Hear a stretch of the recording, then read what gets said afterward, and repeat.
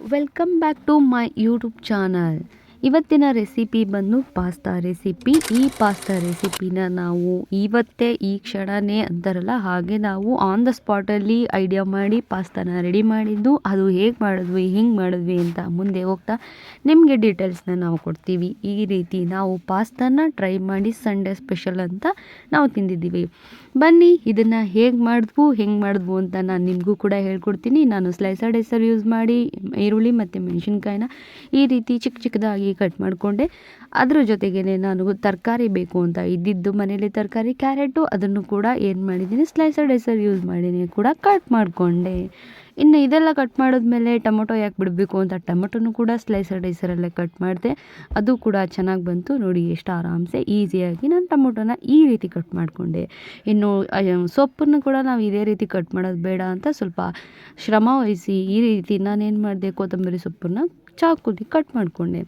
ಬನ್ನಿ ಈಗ ಪಾಸ್ತಾನ ಹೇಗೆ ಮಾಡೋದು ಅಂತ ನೋಡೋಣ. ನಾನಿಲ್ಲಿ 2 ಗ್ಲಾಸಸ್ ಅಷ್ಟು ನೀರನ್ನು ಹಾಕ್ಕೊಂಡು ಅರ್ಧ kg ಅಷ್ಟು ಪಾಸ್ತಕ್ಕೆ ನಾನೇನು ಮಾಡ್ತಾಯಿದ್ದೀನಿ ನೀರನ್ನು ಇಷ್ಟು ತಗೊಂಡು 2 ಅಥವಾ 3 ಗ್ಲಾಸ್ ತೊಗೊಂಡಿದ್ದೀನಿ. ಅದಕ್ಕೆ ಸ್ವಲ್ಪ ಕಲ್ಲುಪ್ಪು ಹಾಕಿ ಏನು ಮಾಡಿದೆ ಕುದಿಯೋದಕ್ಕಿಟ್ಟೆ.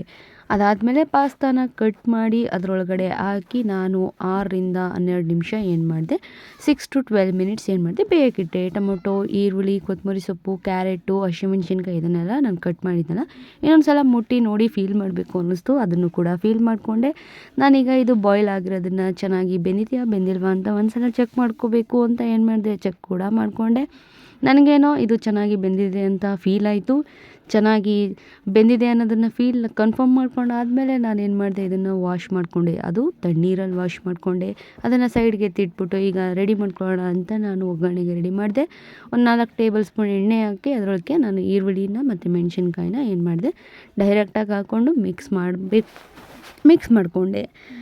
ಮಾಡಿಕೊಂಡು ಇದನ್ನು ಏನು ಮಾಡಿದೆ ನಾನು ಆ್ಯಸ್ ಯೂಶುವಲ್ ಯಾವಾಗಲೂ ಕೂಡ ಫ್ರೈ ಮಾಡೋ ರೀತಿ ಸ್ವಲ್ಪ ಉರಿನ ಕಡಿಮೆ ಮಾಡಿಕೊಂಡು ನಿಧಾನಕ್ಕೆ ಫ್ರೈನ ಮಾಡ್ಕೊಂಡಾದಮೇಲೆ ಇದಕ್ಕೆ ನಾನು ಕಟ್ ಮಾಡಿಟ್ಟಂತಹ ಕ್ಯಾರೆಟ್ನು ಕೂಡ ಈ ಟೈಮಲ್ಲಿ ಮಿಕ್ಸ್ ಮಾಡಿಕೊಂಡು ಇದನ್ನು ಕೂಡ ಒಂದು 2ರಿಂದ 3 ನಿಮಿಷ ನಾನು ಏನು ಮಾಡಿದೆ ನಿಧಾನಕ್ಕೆ ತಾಳ್ಮೆ ಮುಖ್ಯವಾಗಿತ್ತು. ಅದಕ್ಕೋಸ್ಕರ ನಾನು ತಾಳ್ಮೆಯಿಂದ ನಿಧಾನಕ್ಕೆ ಇದನ್ನು ಕೂಡ ಮಿಕ್ಸ್ ಮಾಡಿಕೊಂಡು ಸ್ವಲ್ಪ ಚೆನ್ನಾಗಿ ಬೆಂದಿದೆಯಾ ಇಲ್ವಾ ಅಂತ ಮುಟ್ಟಿ ಫೀಲ್ ಮಾಡ್ತಾರಲ್ಲ ಆ ರೀತಿ ನಾನು ಕೂಡ ಮತ್ತೆ ಮುಟ್ಟಿ ಫೀಲ್ ಮಾಡಿಕೊಂಡೆ. ಚೆನ್ನಾಗಿ ಬೆಂದಿದೆ ಅಂತ ನನಗೆ ಕನ್ಫರ್ಮ್ ಆದಮೇಲೆ ನಾನೇನು ಮಾಡ್ತೀನಿ ಅಂತಂದರೆ ಇನ್ನು ಮಿಕ್ಕಿದಂತಹ ಐಟಮ್ಸ್ನ ಇದರೊಳಗಡೆಗೆ ಹಾಕಬೇಕು.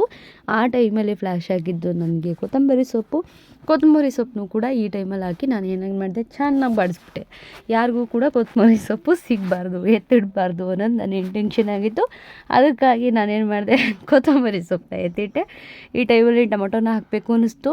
ಟೊಮೊಟೊನ ಹಾಕಿದೆ. ಯಾಕೆ ಅಂತಂದರೆ ಸ್ಮೂತಾಗಿ ಬಾಯ್ಲ್ ಆಗಬೇಕು ಅನ್ನೋದಕ್ಕೋಸ್ಕರ ಟೊಮೊಟೊನ ಹಾಕಿ ಈ ಟೈಮಲ್ಲಿ ನಾನು ಹೇಳಿದ್ನಲ್ಲ ಸಾಲ್ಟನ್ನ ಹಾಕಬೇಕು.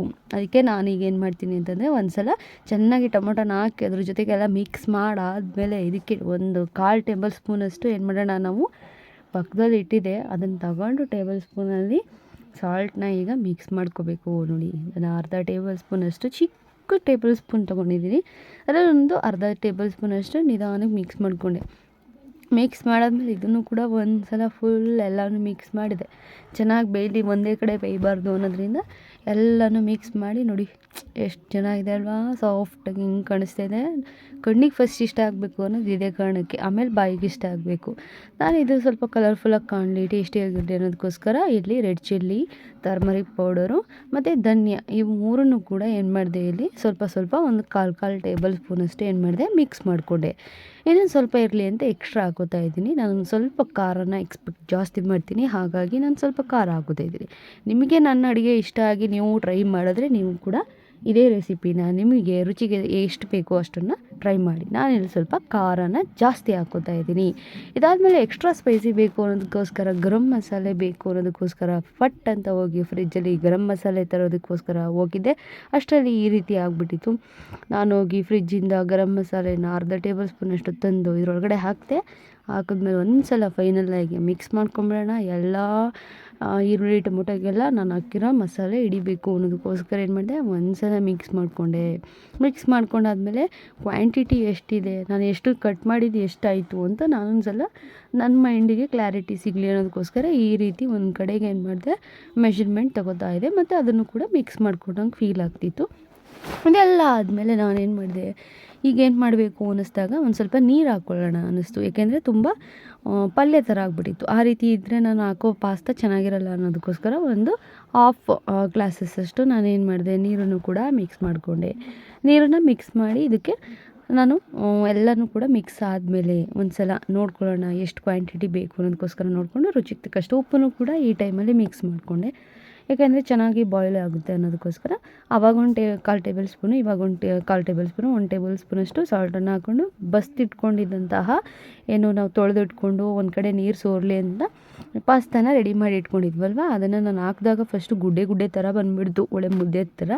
ಬಟ್ ನಾನು ಬಿಡಿ ಮಾಡೋದಕ್ಕೆ ಹೋದಾಗಂತೂ ಕಷ್ಟನೇ ಅನಿಸ್ಲಿಲ್ಲ, ತುಂಬ ಈಸಿಯಾಗಾಯಿತು. ನೋಡಿ ಎಷ್ಟು ಚೆನ್ನಾಗಿ ಕಾಣಿಸ್ತಿದೆ ಅಲ್ವಾ. ನಾನು ನೋಡಬೇಕಾದ್ರೆ ಹೆಂಗೆ ಬರುತ್ತೋ ಏನೋ ಅಂತಂದ್ಬಿಟ್ಟು ಪಾಸ್ತಾನ ಫಸ್ಟ್ ಟೈಮ್ ಟ್ರೈ ಮಾಡಿದ್ದು, ಹಾಗಾಗಿ ಹೆಂಗೆ ಬರುತ್ತೋ ಏನೋ ಅಂತ ಭಯ ಆಗಿತ್ತು. ಬಟ್ ಹಾಕಿದ್ಮೇಲೆ ಅದನ್ನು ನಾನು ಹಿಂಗೆ ಫ್ರೈ ಮಾಡಬೇಕಾದ್ರೆ ಗೊತ್ತಾಗ್ತಿತ್ತು, ಅದರದ್ದು ಸ್ಟ್ರಕ್ಚರ್ ಗೊತ್ತಾಗ್ತಾಯಿತ್ತು, ಎಷ್ಟು ಬಿಡಿಯಾಗಿದೆ. ಅದಕ್ಕೂ ತಣ್ಣೀರಲ್ಲಿ ತೊಳಿಬೇಕು ಅನ್ನೋದು ಇದೇ ಕಾರಣಕ್ಕೆ ಅನಿಸುತ್ತೆ.